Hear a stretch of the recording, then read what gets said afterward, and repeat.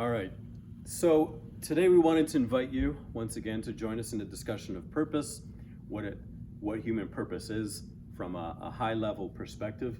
This is Pastor Rob. I'm Daniel, and we're going to look today at how your design foreshadows your destiny.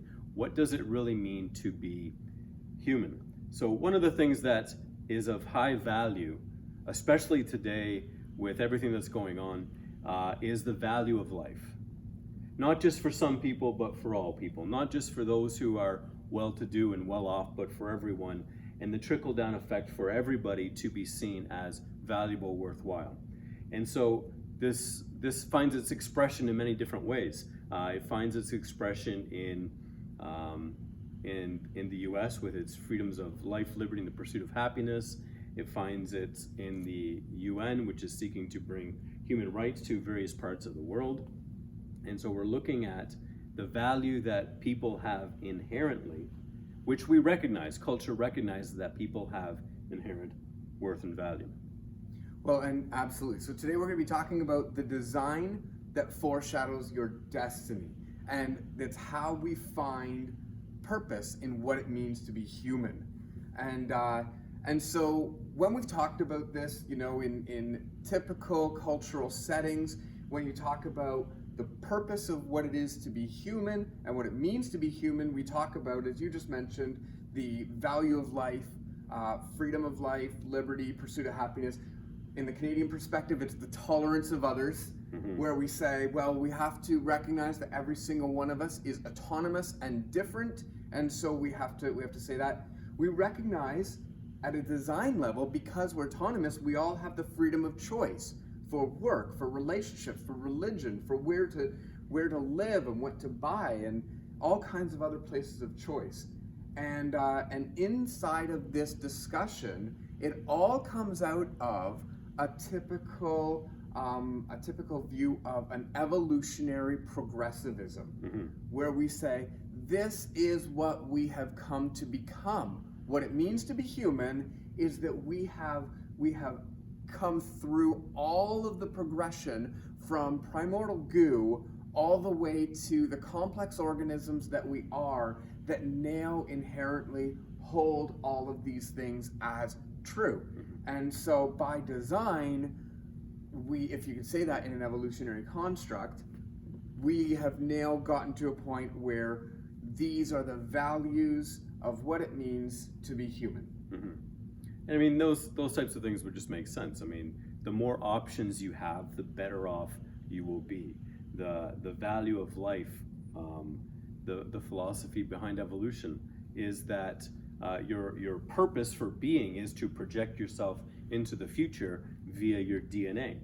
And so the culture gets right the fact that humans have value. We have human rights and freedoms, and gets right the importance of relationships.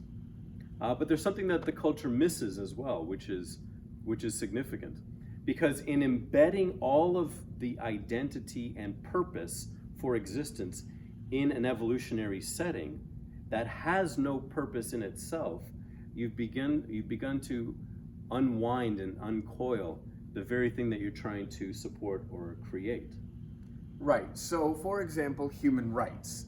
Human rights is a very important part of what it is to be human, and all people should work to establish the rights of all others. That just makes sense. I mean, cognitively, it makes sense. And we won't argue that. The place where we start to find a little bit of ambiguity is because a undirected, fully happenstance evolutionary construct makes everything else arbitrary. So, for example, we have legitimate debates in our culture of whether access to the internet is an inalienable human right. And, I mean, the internet can be a very good place, but is it a human right? Well, for what do we get the definition, or from what do we get the definition of what should make a human right? Is it a timepiece? Because, I mean, the internet has only really been accessible to the majority of people since the mid-90s. Yeah. And so it's a very, very small timepiece to then argue an inalienable human right. That's a really hard word to say. But it's really, it's important to recognize that, okay, so what determines a human right? And when we build it on an evolutionary random chance, we really start to struggle with the foundations, which can be very shifting based on personal experience. And so, in a sense, the culture recognizes more than the theory would substantiate. There's a book written called Straw Dogs, and it basically makes the point that humanism, the worth, the value of the individual, is actually tied to the Judeo-Christian value system, and that is not actually supported by evolution. So the author will actually go through and say humanism and the idea of human worth at all is not actually an atheistic evolutionary theory. It would stand to reason that if everything is of chance and random happenstance, that nothing has inherent value whatsoever. And the more you can get competitors out of the way, the better off you are, the better your chances are. Well, and that narrative holds strong and does come through. I mean, the idea that that movies have promoted that, that humans are viruses, that we have done more damage than good to the environment, and that might be true, actually. Yep. But the idea that humans are actually worth less than we thought we were, that comes out of the logical conclusion of we existed by random chance. I mean, this goes back to the Matrix, you are viruses. It goes back to the Marvel Endgame, where half of the population's wiped out because it doesn't live in harmony. It's a parasite, it's a virus, it's a cancer. All these terms are being used to describe what humanity is like. Is it the UN has come out with this idea of what the maximum population should be for the Earth in order to maintain harmony and balance and all this type of stuff. And so there's still this evolutionary component that actually says, well, we recognize that people have worth and value, and we do when we still fight for human rights, and the abuses that are taking place are being regulated, and we try and take care of human trafficking and slavery and all this type of stuff.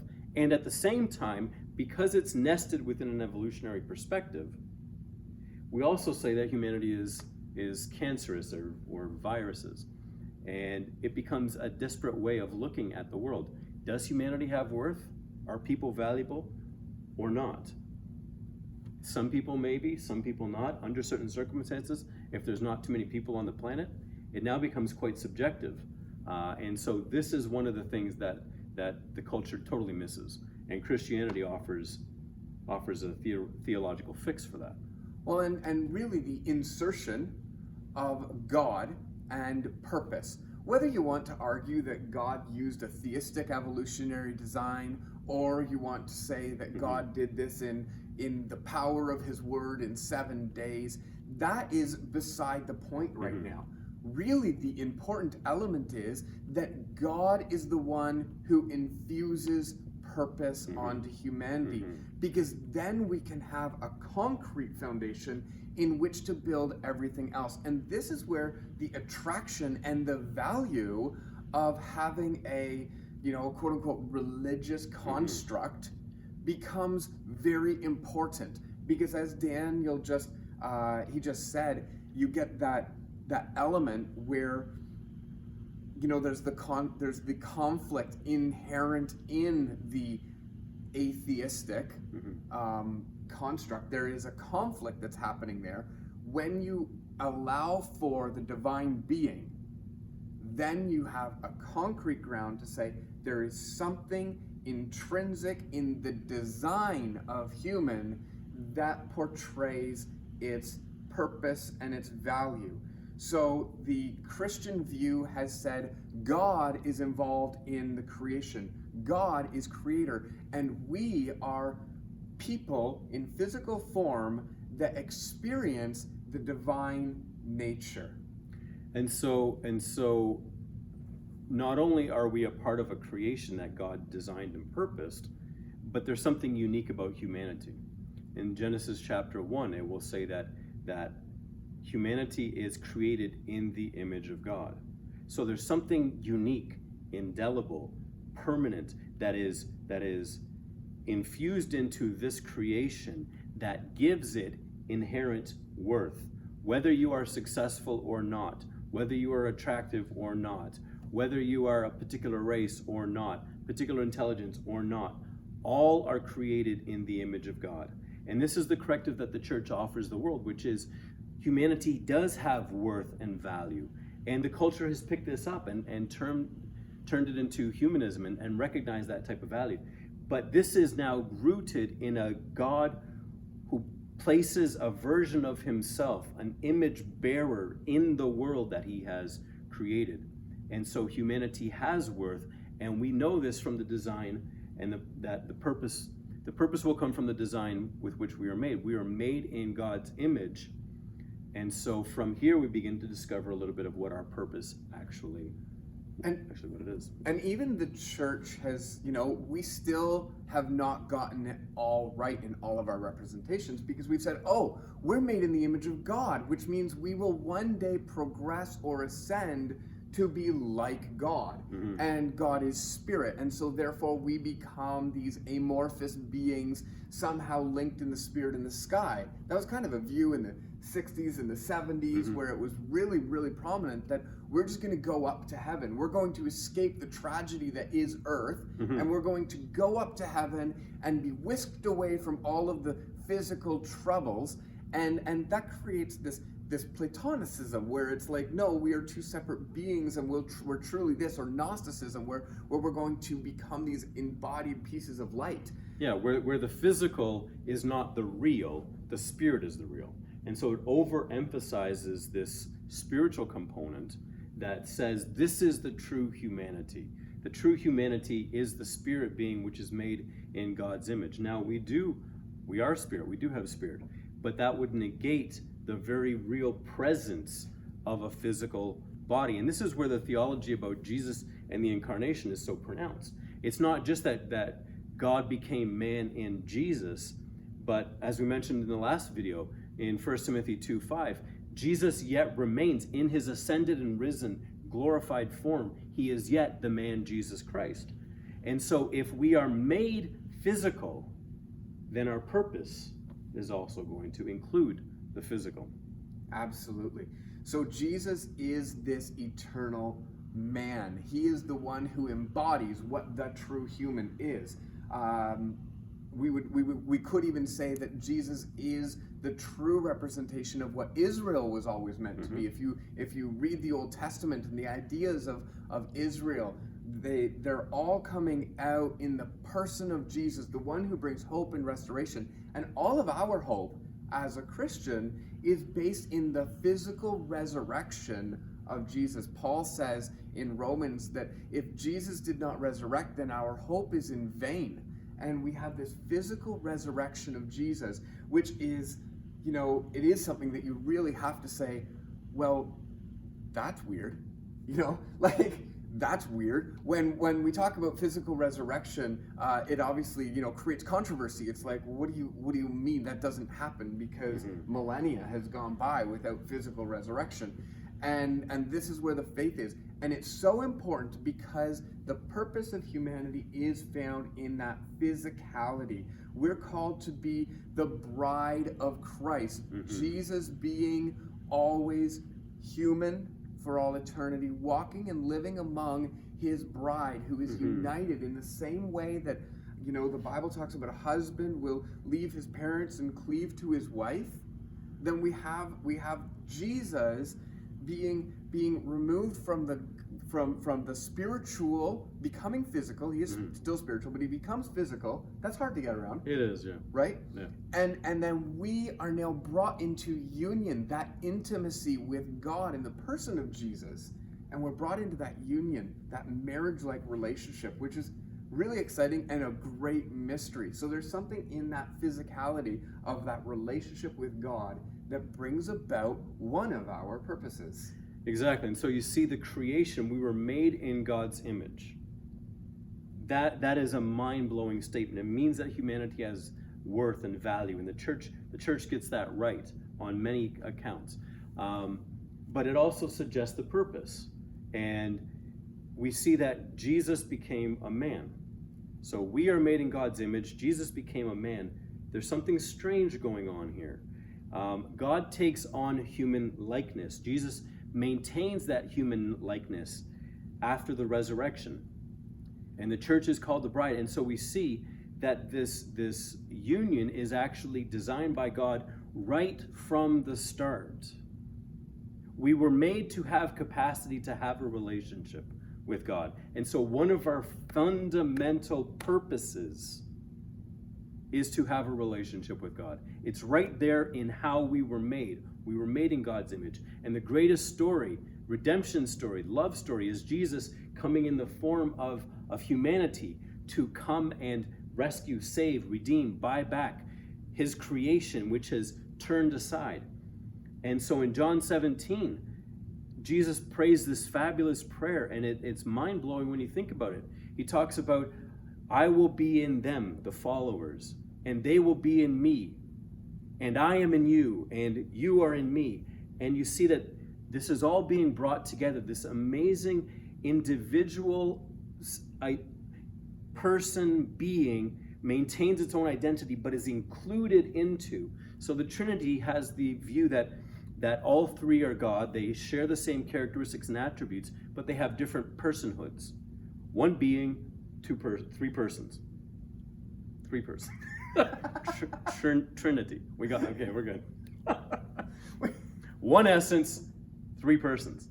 One nature, three persons. Right. But humanity was created in the likeness of this triune being. We have our physicality, but we also have spirit. We are made in God's image. And so we see that God has planned and purposed for humanity to have a relationship with him throughout all of time while having a body. Right.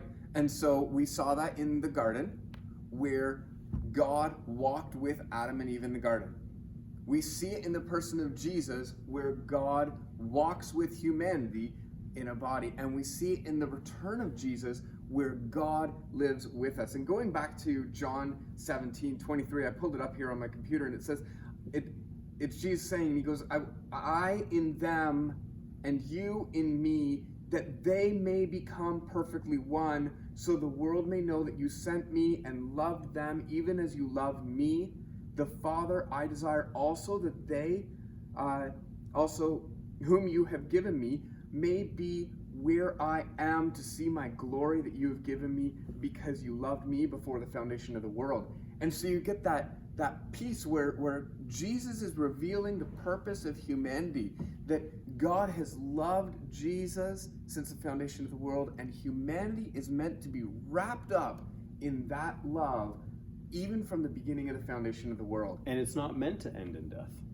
The whole purpose and plan was for this to be an ongoing, eternal thing. And in our hearts, we strive and desire to extend our lives. We do the various things that make us healthier and keep us younger longer, and we fake it if we can't do it for real. We still age chronologically, but we try and be healthy and all that type of stuff. I mean, articles are coming out that are saying this might be the generation where people are living to 150 and maybe immortality is within sight.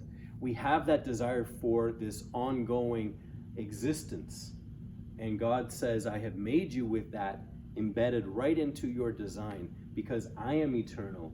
I have made you to share and be with me for all of eternity. And that's the invitation of the purpose of Christianity, to say, come and be with God in your physical, tangible form, with Holy Spirit dwelling in you. We didn't talk about that, but that's another piece. We'll get to it, don't worry. And Jesus walking with us, united as the bride of Christ. This is the invitation of Christianity. This is what it means to say, hey, I call myself a Christian. We find our purpose in being united with God, invited into this triune relationship. And that's amazing.